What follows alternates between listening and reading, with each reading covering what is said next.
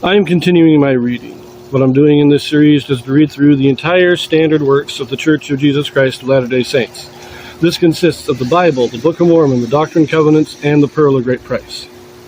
I am reading in a chronological order of events, not according to publication or volume, so I will be skipping around a bit as I move along. We continue now in Alma again. We're still reading about the sons of Mosiah. Ammon has been teaching Lamoni, and they've gone to Middoni to get Aaron and his brethren released from prison. Now Aaron and his brethren, as we read at the beginning, or the first half of chapter 21, they were preaching first in the city of Jerusalem among the Amalekites and Ammonites, but had no success. Kind of wandered from town to town until they came to Middoni, where they were imprisoned. In the last half of chapter 20, we read about Aaron getting them released from prison. We're going to have a similar account here in the second half of chapter 21. We're going to pick this up in chapter 21, starting in verse 14. And those who were cast into prison suffered many things, and they were delivered by the hand of Lamoni and Ammon, and they were fed and clothed. And they went forth again to declare the word, and thus they were delivered from the first time out of prison, and thus they had suffered. And they went forth whithersoever they were, led by the Spirit of the Lord, preaching the word of God in every synagogue of the Amalekites, or in every assembly of the Lamanites, where they could be admitted.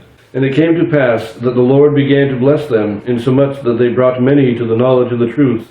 Yea, they did convince many of their sins and of their traditions of their fathers, which were not correct. And it came to pass that Ammon and Lamoni returned from the land of Middoni to the land of Ishmael, which was the land of their inheritance. And King Lamoni would not suffer that Ammon should serve him, or be his servant.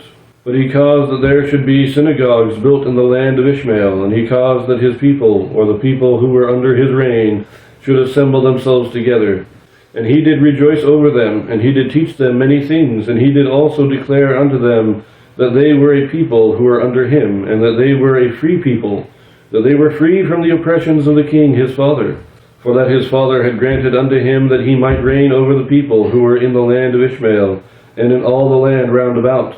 And he also declared unto them that they might have the liberty of worshipping the Lord their God according to their desires in whatsoever place they were in, if it were in the land which was under the reign of King Lamoni. And Ammon did preach unto the people of King Lamoni, and it came to pass that he did teach them all things concerning things pertaining to righteousness, and he did exhort them daily with all diligence, and they gave heed unto his word, and they were zealous for the keeping the commandments of God. So now that they're released from prison, and they have the permission of the high king to be preaching, they continue preaching among the Amalekites. I find that a little odd. They've been kicked out of all these places, but they start preaching among the Amalekites again. Now Ammon and Lamoni, they return to the land of Ishmael. Lamoni brings the news that his father has allowed them to be independent. They are completely independent nation now. And he establishes a religious freedom, but he brings all the people together to make this announcement. And then they start preaching, and they set up their synagogues. Now, one thing, when we say synagogues, what's the difference between a synagogue and a church?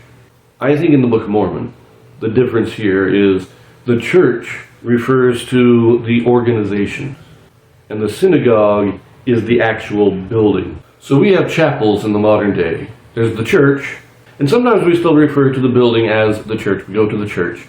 But we also have chapels. We talk about the chapel.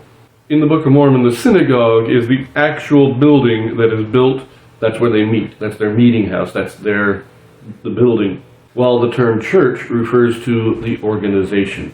You belong to the church. You don't belong to the synagogue, because the synagogue is the building. You belong to the church. In the modern day, our language has changed quite a bit, and so the terms have taken on different meanings, but this is what it seems to mean in the Book of Mormon to me. We will pick this up in chapter 22, so I will see you there.